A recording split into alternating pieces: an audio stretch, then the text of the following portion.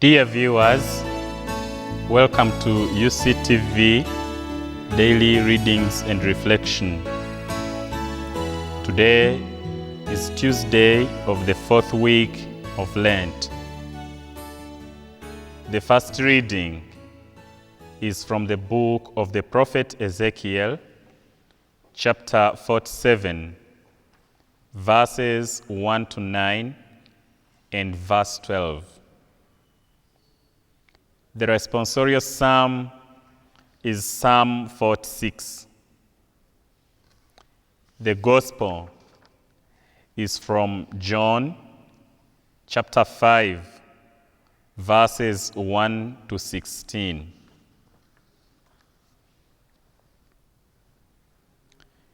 A reading from the book of the prophet Ezekiel.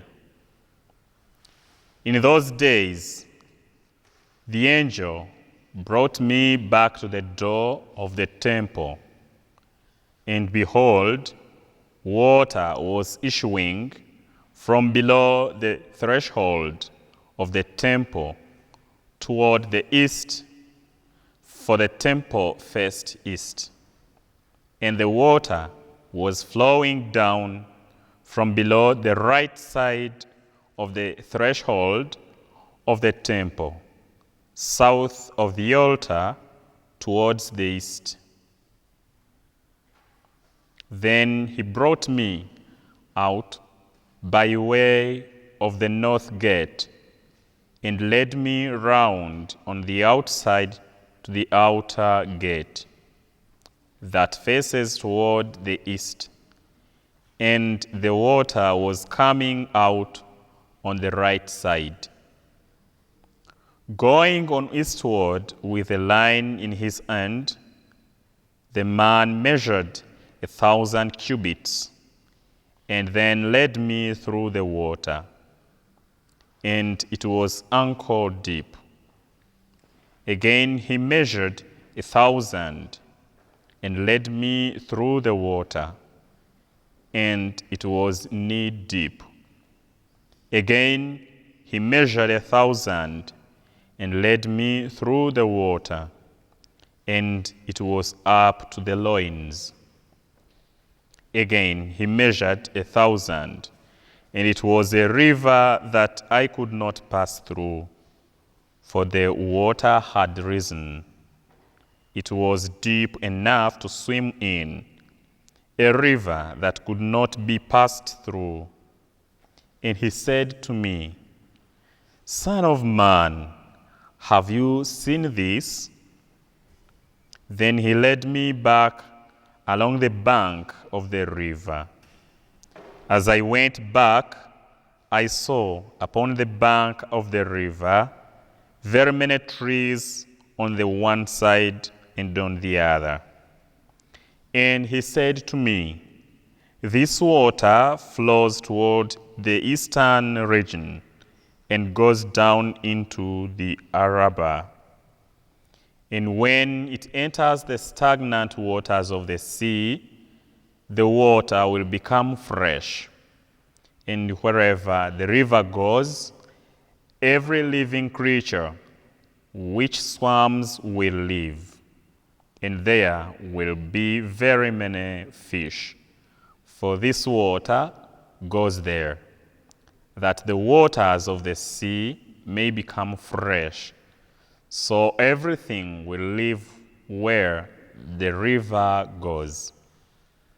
And on the banks on both sides of the river, there will grow all kinds of trees for food. Their leaves will not wither, nor their fruit fail, but they will bear fresh fruit every month, because the water for them flows from the sanctuary. Their fruit will be for food, and their leaves for healing." The word of the Lord. Thanks be to God. The Lord of hosts is with us. The God of Jacob is our stronghold. The Lord of hosts is with us. The God of Jacob is our stronghold. God is for us a refuge and strength, an ever-present help in time of distress. So we shall not fear, though the earth should rock, though the mountains quake to the heart of the sea. The Lord of hosts is with us. The God of Jacob is our stronghold. The waters of a river give joy to God's city, the holy place, the dwelling of the Most High. God is within, it cannot be shaken. God will help it at the dawning of the day. The Lord of hosts is with us. The God of Jacob is our stronghold. The Lord of hosts is with us. The God of Jacob is our stronghold. Come and behold the works of the Lord, the awesome deeds he has done on the earth. The Lord of hosts is with us. The God of Jacob is our stronghold. Glory and praise to you, O Christ. Glory and praise to you, O Christ. Create a pure heart for me, O God. Restore in me the joy of your salvation. Glory and praise to you, O Christ. The Lord be with you. A reading from the Holy Gospel according to John.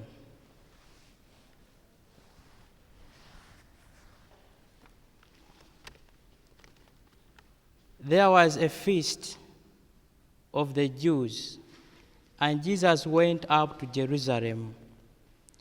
Now there is in Jerusalem by the sheep gate a pool, in Hebrew called Bethzatha, which has 5 porticos.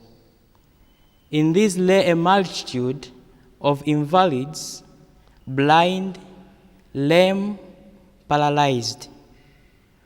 One man was there who had been ill for 38 years.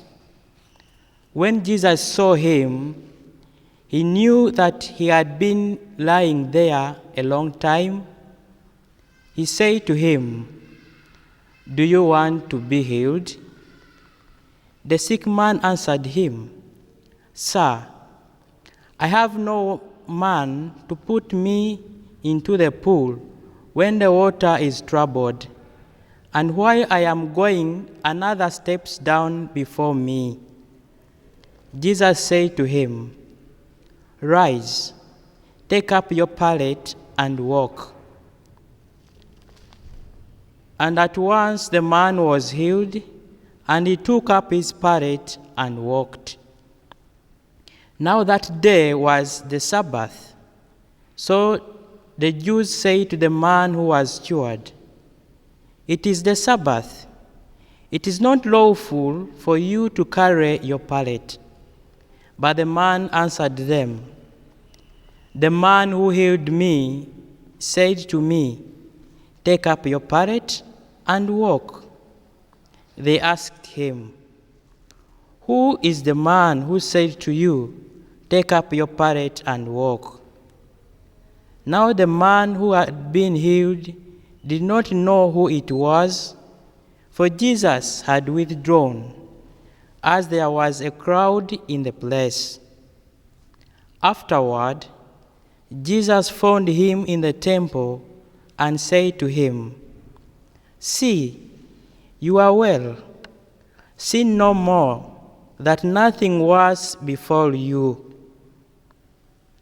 The man went away and told the Jews that it was Jesus who had healed him, and this was why the Jews persecuted Jesus because he did this on the Sabbath. The Gospel of the Lord. Dear people of God, I invite you to meditate with me on a theme: true life-giving water. The first reading from Ezekiel chapter 47, verse 1 to 9 and 12, narrates the life-giving property of water that flows eastward of the temple. We are told that the water flowed to Araba and to the sea. The unnamed sea in question here is the Dead Sea in the Judean wilderness, whose salt content is so great that nothing can survive in it. However, the water flowing eastward from the temple flowed into the Dead Sea, making its waters wholesome. Ezekiel tells us that wherever the river flows, all living creatures teeming in it will live. Fish will be plentiful, for wherever the water goes, it brings health, and life steams wherever it flows. It is important to understand that it was the presence of God in the temple that enabled the water to give life to the Dead Sea and whatever that comes under its influence. Similarly, John's Gospel portrays Jesus as the new temple where God is uniquely present in a life-giving way. Thus, in today's Gospel, Jesus, the new temple, is seen giving life to the paralyzed man who had spent 38 years in pain. Jesus saw him near the pool waiting for the water to stir up so he can jump in the water to be healed. The Jews believed that the first to jump into this water would be healed. What complicated the situation was that it happened on the Sabbath. Again, Jesus ran into controversy against the Pharisees. Jesus could not help but to heal a suffering man. Jesus was a good Jew. He knew it was Sabbath and he knew the law of the Sabbath. But here is a man who had spent most of his life in pain. For Jesus, the welfare of a person, even on Sabbath, takes priority. Jesus again exposes the wrong interpretation of the command to honor the Sabbath. A certain day may be set apart for worship and respect, but an ailing person is more important. Curing the man did not mean Jesus violated the very command of his Father. He respects it as a good Jew, but the healing of a sick person could not wait. Remember, the law was made for man and not vice versa. Oftentimes, we are like the Pharisees, prioritizing laws and having less concern about the life of others. We don't take human life in a way that we give it the highest priority. This is clearly manifested in the way how people are beaten up by security operatives that are the orders of the people in authority. We need to have the conversion of heart and try to feel with others. We need to put ourselves in the footsteps of those who are suffering and ask ourselves that if I was the one, how would I want to be treated? You can imagine how this man was feeling. He was suffering for 38 years, and here was a good chance to be healed through the pool. But he could not, because there was no man to put him into the pool. The coming of Jesus was a source of life for him. Even Sabbath would not stop him from availing of the cure from Jesus. For Jesus, it was an opportunity to show them the power of healing is not that it is not in the water, but in God. God uses media to express his power and challenges the faith of his people. Like this sick man, there are people who are critically sick and weak in our communities and have no one to help them.